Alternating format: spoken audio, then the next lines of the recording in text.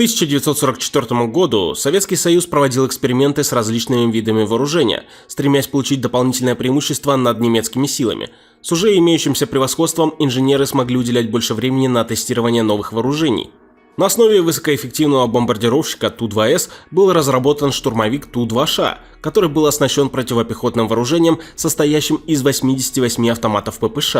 Эта система получила название «Огненный еж». В ходе боевых действий летчик должен был лететь на минимальной высоте над вражескими позициями, после чего открывал бомбовый отсек и, используя специальный прицел, вел интенсивный огонь по вражеской пехоте. В конечном итоге в серийное производство самолеты с огненным ежом не пошли.